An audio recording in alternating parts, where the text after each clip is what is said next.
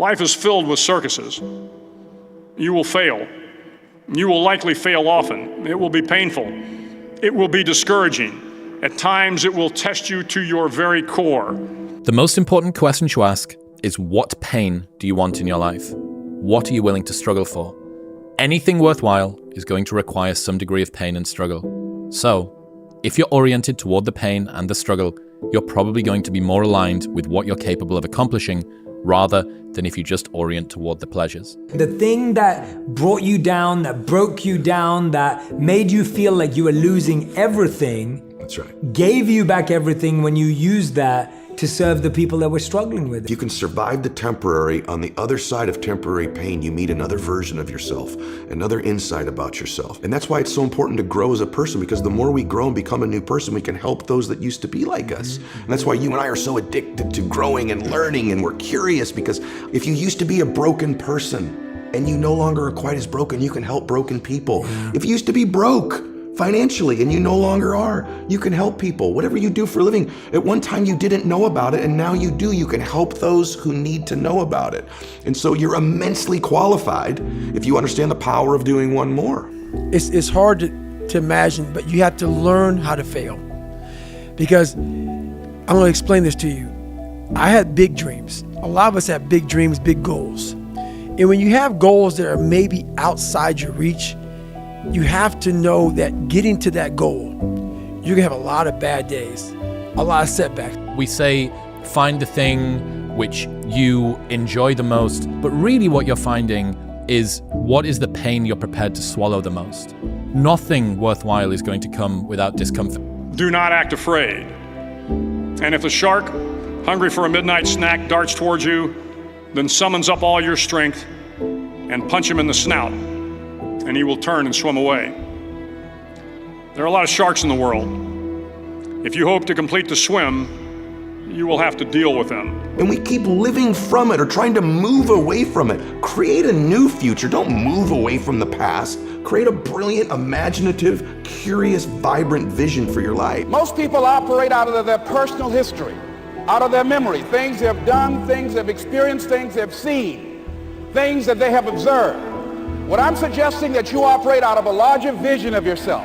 I want you to see yourself doing what you want to do, experiencing what you want to experience, having what you want to have, doing what it is that gives your life some meaning and value. Operate out of your imagination, not your memory.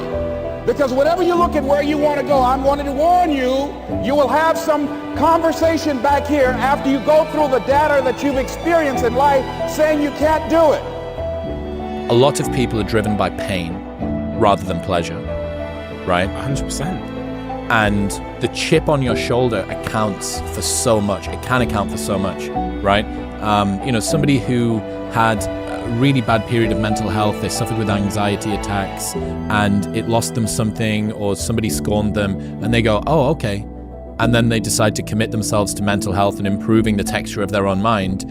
Time is the currency we're playing with in every moment of our lives. It's the center point of our influence. I talk about the roulette table of my life. It's the frame I think through, where we wake up in the morning with these 24 chips.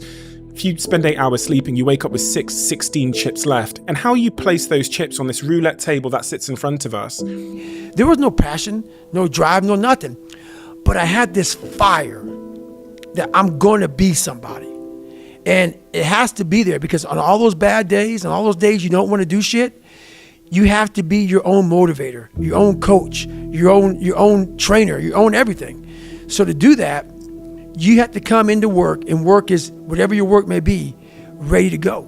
And what that means is you may have failed miserably yesterday, but you come to work like, people are like, man, you just lost everything. How the hell are you just fucking damn motivated? Because this is what it takes. The major key to your reaching your dream, your living up to your greatness, your making your contribution is you. If the economy is good, fantastic. If the banks are loaning money, that's great. If people are positive, that's great. You don't have any opposition, that's great. But the major key to your making things happen in your life is you. All the studies show that nostalgia makes us believe that the past was more phenomenal than it actually was. And so what you want to begin to do is ignore that inner conversation. Self-confidence, we all teach that it's, part of keeping the promises you make to yourself. What if you raise the standard a little higher? Keep the promises you make to yourself, plus one more. When the challenges of life come your way, you've got to find ways to increase your sense of self-appreciation, because if you don't, you're bombarded with negative stuff every day that beats you down, and you will find yourself unconsciously engaged in self-destructive behavior. If you don't program yourself, life will program you.